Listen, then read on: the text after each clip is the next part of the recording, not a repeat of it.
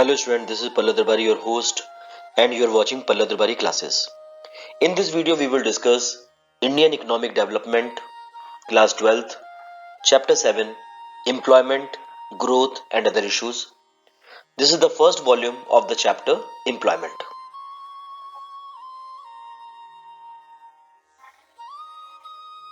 In this video, we will discuss meaning of worker and the occupation and structure in India. Let us see workers and their categories.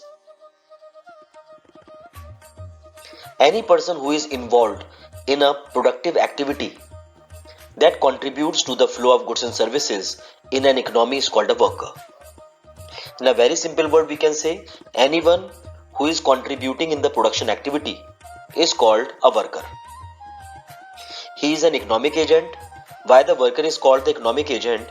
Because he contributes to the production of goods and services and thereby to the GDP during a particular year. Let us see the categories of the workers. Workers can be categorized into two categories. Number one, self-employed, and number two is hired. Let us see who are self-employed. Workers who work in their own business or profession and gets profit in consideration of their services is called self-employed. This category amount for more than 50% of the workforce.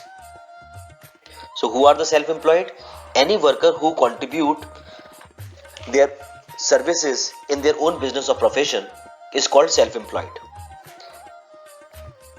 Whereas anyone who works for the other is called hired workers.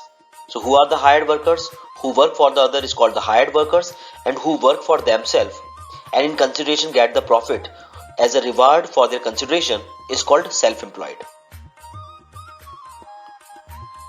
Let us see the types of the hired workers.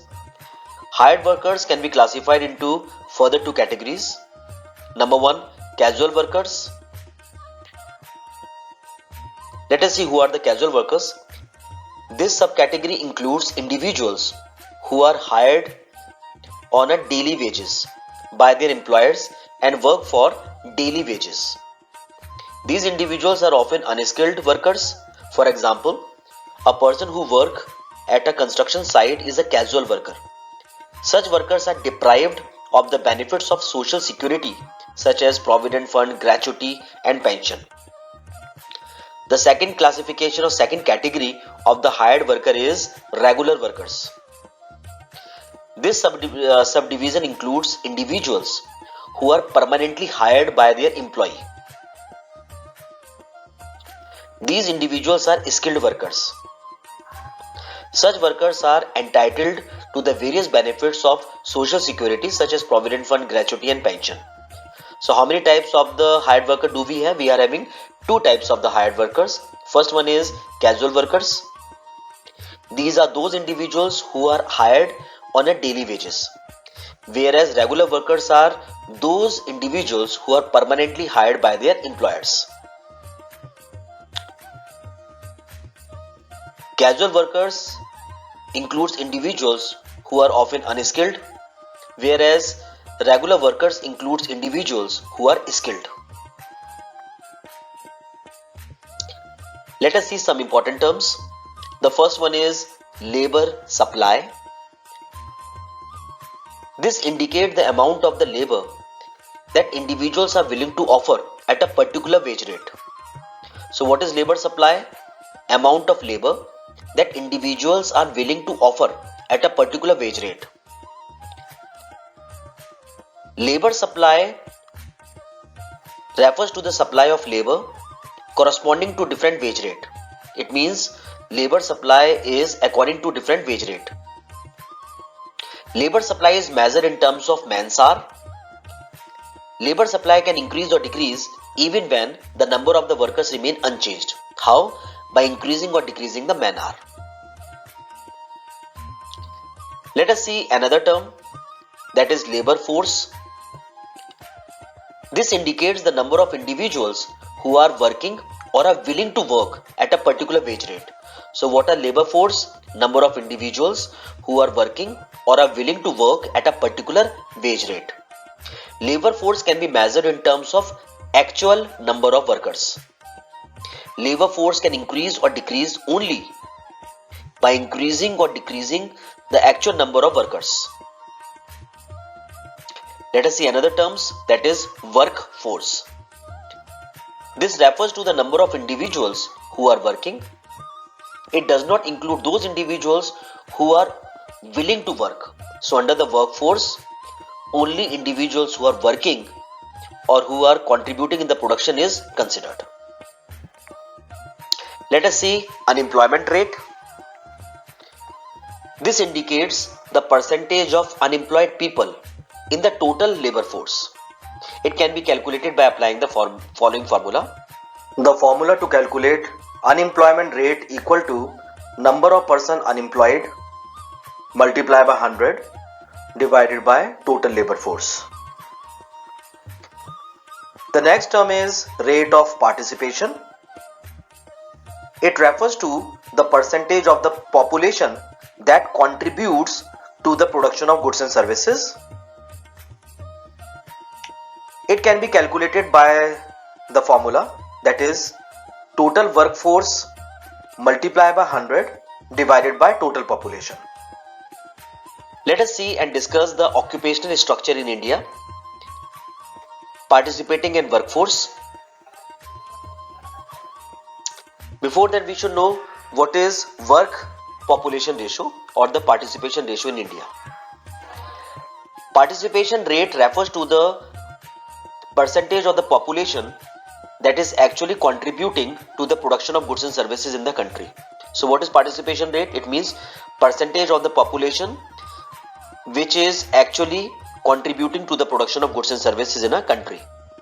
This ratio indicates the employment level in a country at a particular point of time. This ratio tells the percentage of the people employed in the country. Higher the worker population ratio, higher is the engagement of people in productive activities and vice versa. Let us see the informations which the data gives to us. According to the data, the overall participation rate for the entire country is 40%. This implies that 40% of the total population of the country is engaged in productive activities.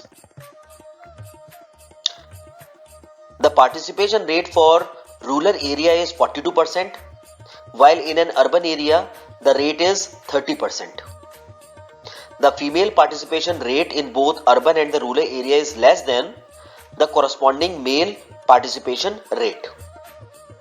The female participation rate for an urban area is 14%, which is lower than the rural area, that is 30%. Let us discuss the detailed analysis. The first information is the participation rate for the entire country is 40%. What it reflects? The overall participation rate in the country stands for 40%. It means that out of every 100 individual, only 40 people are engaged in production activities. It means 40 people are employed. Rest 60 are unemployed. It means these 60 unemployed people are dependent on 40 employed people, which shows high dependency rate in the country.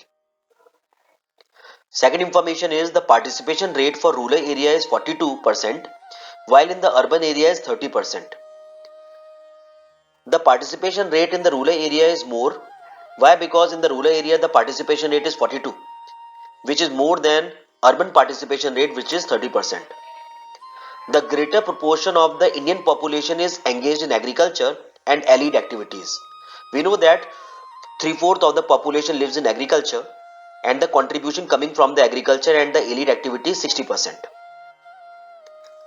Listen, because of poverty, people in a rural area often entered the workforce at an early age. Most of these people either do not attain formal or education, or they discontinue their education in midway. Why? Because they have to support their family. But in urban area, people continue their studies educations for a longer time period. Because there the main occupation of the people is not farming. They should be absorbed in a multinational company or in a production site where the technical knowledge is needed. So this is one of the reasons why the rural population participation rate is more as compared to the urban area. Let us see the next information, that is female participation rate in both urban and the rural area is less than male participation. Let us see why. The first reason behind the low participation rate in female is family dependence. In our country, usually the family member decide for the women and are often discouraged to take up jobs because they have to support their families. And the family members don't want that they should migrate to distant part of the country for the job. Second reason is low literacy and education level. Low level of literacy and education among the women stops them from getting gainful employment. Because of low literacy, they are deprived to get good job. Next reason is non-recognition of women workers. Women engaged in household work or those working on family farms are not recognized as workers. We don't count them as a workforce. This is the main reason they are not considered as a workforce. Why? Because they are not paid for their activities. Let us see the next discussion details. The next information is female participation rate in urban area is lower than the rural area. Let us see the reason. What does not require higher degree of skill and specialization to engage in agriculture and elite activities. To start up agriculture or the elite activities, no technical soundness or specialized knowledge is needed. These activities are dominant in the rural areas. But in the urban area, the poverty is less as compared to the rural area. To support the family members, more and more rural women engage in production activities which is not found in the urban area. Next, because of lack of proper education or lack of knowledge of technical skills, urban women is deprived to get a gainful employment. Because of these reasons, the female participation rate in urban area is more as compared to the rural area. I hope the point is clear to everyone. Dear viewers, that's all I have in this video. Thanks for watching. God bless you all. If you have not subscribed my channel, please subscribe the channel and don't forget to press the bell icon so that whenever I upload the new video, you get the notification.